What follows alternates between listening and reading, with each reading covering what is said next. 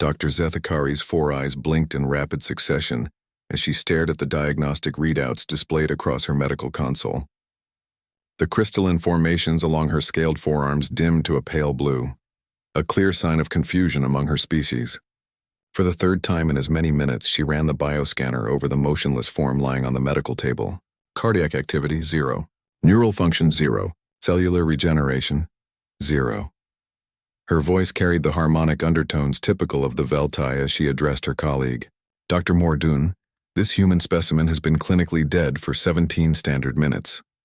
The towering Gorthak physician nodded his massive head, the bone ridges along his skull clicking softly. I concur with your assessment, Dr. Zethkari. The trauma sustained during the mining accident was simply too severe. Even our most advanced medical technology could not preserve this creature's primitive biological functions. The human in question, according to his identification chip, one Marcus Chen, age 34 mining engineer, lay perfectly still on the biobed. His chest showed no rise and fall. His skin had taken on the waxy pallor that every species recognized as death, and the monitoring equipment had fallen silent save for the occasional electronic beep, confirming the absence of life signs. Dr. Zethkari began preparing the standard death documentation forms. The Galactic Mining Consortium would need a full report of the incident, and the human's remains would need to be preserved for transport back to Earth. It was always tragic when one of the newer species suffered casualties, especially the humans who had only joined the galactic community 50 years prior. Fascinating creatures, these humans, Dr. Mordoun rumbled as he began gathering the specialized tools needed for human preservation protocols. Their medical files indicate such unusual biological characteristics. Apparently, they can survive in temperatures that would kill most species, consume organic matter that would poison others, and their psychological resilience is unprecedented. Indeed, Zethkari agreed, her attention focused on the holographic forms floating before her. Though such traits clearly have their limitations, this one's cardiovascular system completely failed after the cave-in. Poor creature never stood a chance against those falling boulder formations. The medical bay fell into the quiet efficiency of post-mortem procedures. Both doctors had performed this solemn duty hundreds of times across dozens of species. Death, unfortunately, was a universal constant, and mining operations carried inherent risks that even the most advanced civilizations couldn't entirely eliminate. Dr. Mordoun was reaching for the biopreservation unit when a sound made both doctors freeze. It was soft, barely audible, but unmistakable, the quiet intake of breath. Dr. Zethkari, Mordoun's voice dropped to a whisper. Did you hear?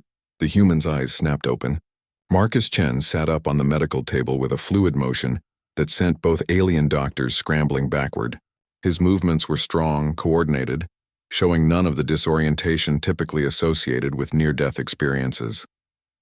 He looked around the medical bay with alert, focused eyes before his gaze settled on the two stunned physicians. Man, I feel like I got hit by a freight train, Marcus said, rotating his shoulders and wincing slightly. He noticed the expressions of absolute terror on his doctors' faces and raised an eyebrow. Hey there. I'm guessing you two are the medical team. Thanks for patching me up. Dr. Zethkari's translator struggled with several of the human's colloquialisms, but the meaning was clear enough. Her crystalline formations had gone completely white, the Veltai equivalent of shock. You were dead. 17 minutes. No vital signs. Complete biological shutdown. Marcus shrugged and swung his legs over the side of the biobed. Yeah, that happens sometimes. Occupational hazard in mining, you know. Cave-ins, tunnel collapses, the occasional equipment malfunction. You just gotta roll with it. Roll with dying? Dr. Mordoun's bone ridges were clicking so rapidly they sounded like castanets. This is impossible. Our instruments are calibrated for over 400 species. They cannot be wrong. Oh, your instruments are probably fine, Marcus assured him, standing up and stretching. Humans are just different. We're stupidly hard to kill permanently. Evolution on Earth was pretty metal. Constant disasters, ice ages, volcanic eruptions, asteroid impacts. Only the really stubborn ones survived long enough to have kids. He paused and looked hopefully at both doctors. Speaking of which, you wouldn't happen to have any coffee around here, would you? Dying always makes me incredibly thirsty, and I could really use some caffeine. Dr. Zethkari consulted her medical database frantically. Coffee. a stimulant beverage containing alkaloids that would be toxic to most species. That's the stuff, Marcus nodded enthusiastically. Black if you've got it. Maybe with some sugar if you're feeling fancy. The two doctors exchanged glances that somehow managed to convey volumes about their current state of professional confusion. Neither of their medical schools had prepared them for patients who casually requested toxic beverages after experiencing clinical death.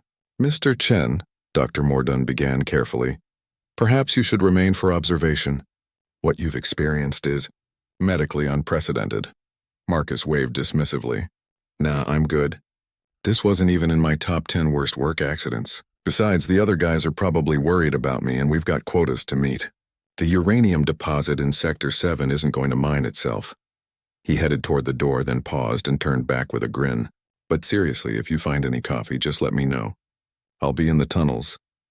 As the human disappeared down the corridor, Dr. Zethkari stared at her colleague in bewildered silence. Finally, she spoke. I'm beginning to understand why the Galactic Council fast-tracked humanity's membership application. Dr. Mordun nodded slowly, his bone ridges still clicking in residual amazement. Note to self, request hazard pay for any future human patients. In the distance, they could hear Marcus Chen whistling cheerfully as he headed back to work, apparently none the worse for his temporary death. The universe, both doctors reflected, had just become a considerably more interesting and terrifying place.